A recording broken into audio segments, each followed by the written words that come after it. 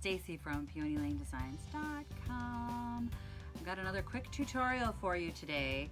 Actually, if you haven't yet subscribed to the channel, click the link below because we're going to try out Rust-Oleum's Milk Paint. Okay, so here it is. I'm not sponsored by Rust-Oleum. This is not a sponsored video. I know this is like the second Rust-Oleum product that I'm trying because, let's face it, Rust-Oleum's everywhere. It's like every hardware has Rust-Oleum. And I saw this one recently called Milk Paint Finish. Now, milk paint is very specific paint. It is a different type of paint. It's very thin. Miss Mustard Seed is the one that I'm familiar with. If you haven't been to my blog, PeonyLaneDesigns.com, I did try the Miss Mustard Seed milk paint. Hang on one second. You guys can see my microphone. One second. Let's get that out of the way. Oh, Lord. Okay, if you can't tell, I have more projects than I really know what to do with. And there's another piece that if you've been following me on Instagram, it's coming in here. It needs to be hidden from my husband. He doesn't know about it. It's going to have to get in here. There's hardly enough room to move around right now. But this is the paint that I want to try on that project. So I'm trying it first on this project to see if I like it. Because if I don't like what happens with the small piece, I don't want to take the chance of putting it on a big piece that I am planning on selling. So what I'm going to do is just give this a try on the frame. And I had tried Miss Mustard Seed's milk paint, and I tried that on a frame too. So this will be a pretty accurate, like one-to-one comparison of if it behaves like milk paint or if it looks like milk paint. What it says on it is matte finish with brushed effect. It is meant to have a texture. I love milk paint. I love the old milk paint and the way it looks like it soaks into the wood, and you know, it gives that really great patina that you just can't get with just, well, I don't know. You know, some people say they can fake that look by thinning out their paints, and you know, there's just something about that original milk paint. But anyway, we're gonna give this a try. We're gonna give it a shot. This is the Highland Blue. I think it's a really nice color on here, or at least it looks like a nice color on here. And it essentially, this is like regular paint. I'm assuming when I open this, it's gonna smell like latex because it says, you know, just stir well, brush on, and not really a, milk paint requires mixing. It requires all this stuff. It's kind of putsy, so I don't like to paint with it because usually when I want to start painting, I want to start painting. So let's see if this even has some kind of a... Milk paint really has no smell. It's kind of like chalk paint that way. Let's see. Yeah, it smells like latex. It's faint, but it smells like latex, but it's a really great blue. It's got that vintagey blue-green that I really, really like. Where's the camera? And if this works well and gives a nice finish, then I am going to do it on a big project. But just note that if you do try this, they're recommending that that you will see a texture. And I have a lot of people that are like, I don't want to see the brush marks. I don't want to see a texture. I don't want to... Well, then these products are not for you, and you're gonna have to get a sprayer because there's no way to really not get a texture of some kind. Even with a roller, you're gonna see some kind of small texture. Yes, you can use things like Floetrol and things like that to, if you put that in your paint, it'll tend to smooth it out as it dries, but you're still gonna see some kind of texture. So there we go.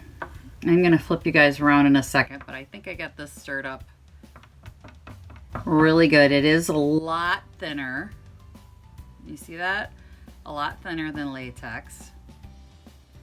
So it does have a different consistency. Just by the way it's coating the stick, it's got a different consistency. But let's brush this off and see what it looks like directly on raw wood, because this stick is raw wood. That's where I think milk paint really shines, is when you put it on raw wood, because it just sort of gets into all the detail, all the grain and everything, and it looks really, really pretty. So yeah, that's a pretty color.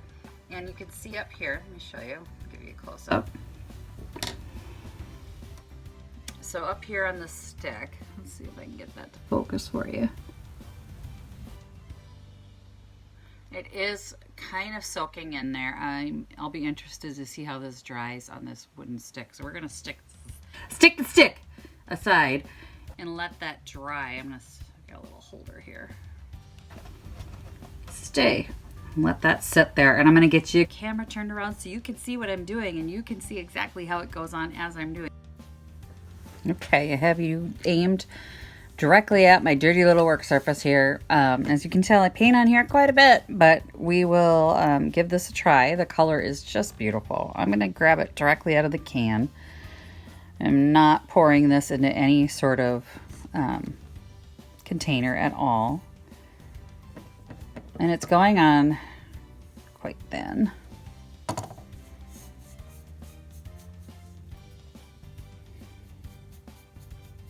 One of the things that I really liked about genuine milk paint was the fact that you could get that chippy peely look fairly easily. It did flake off really nice. So I would say first coat, kind of the same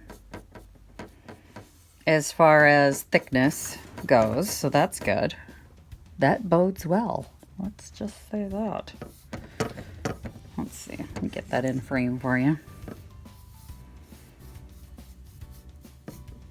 So my initial impression is thickness wise, it's going on about the same. All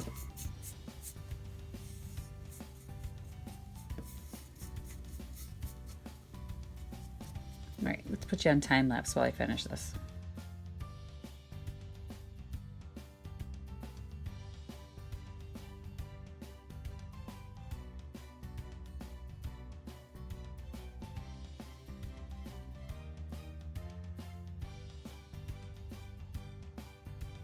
Okay, so there's coat one. Looks pretty good. And now for prepping this, I didn't do anything beyond just brush it off. I didn't sand it because it says minimal prep. So I'm going to test that minimal prep theory. If you've ever painted these gold frames before, you know they don't like to hold paint real well unless you prep them. So it's a good test, I think. So we're going to get this, let this dry. What does it say for the second coat? Maybe recoat it after 30 minutes. I'm going to set my alarm and come back in 30 minutes and give it a try. The second coat and see what we've got going on. Okay, it's been a half hour, so we're on to coat 2, and I'll do the whole thing on time lapse.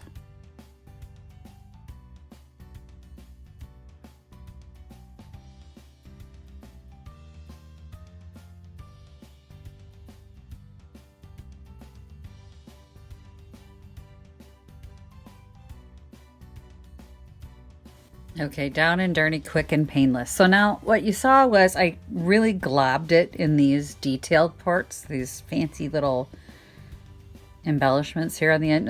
It'll come to me. Little fancy embellishment there on the end, because I want to see if this behaves like milk paint.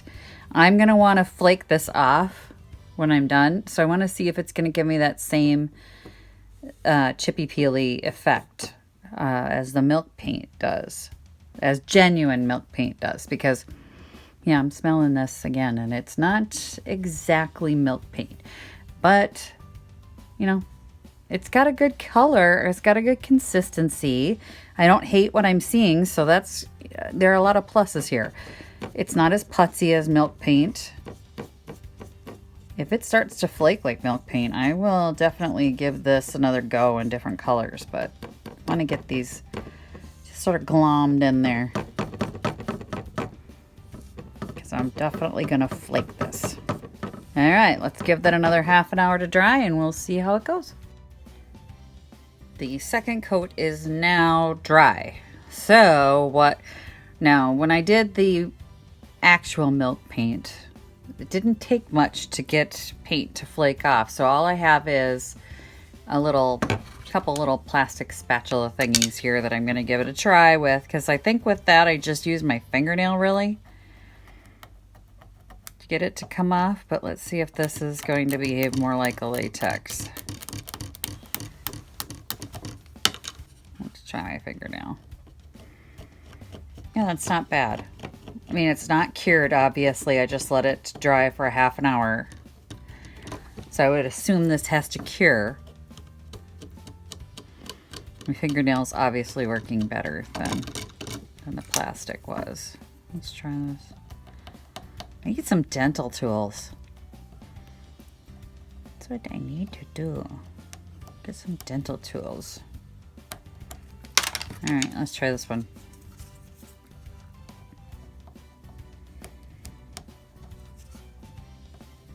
So not quite as easy. There's a letter opener. Oh yeah, the metal works great. Not really kind of an authentic chippy peely, but it's coming off.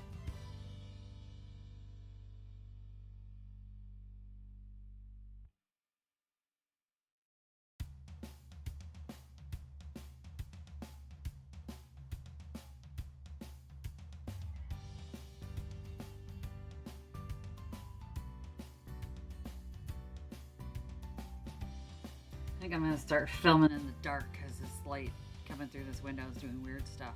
Wah, bright, not bright. Wah. Anyway, that's beside the point. My final opinion on Rust-Oleum Milk Paint Finish. Milk Paint Finish. So they're not claiming that it's milk paint.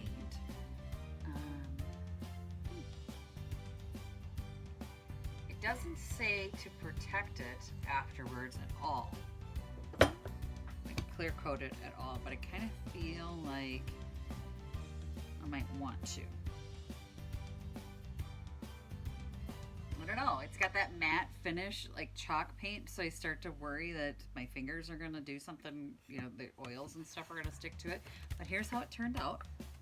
So I stuck this little cute little deer Christmas thing in there, and it turned out pretty good. I'll show you guys close-up pictures here in a second.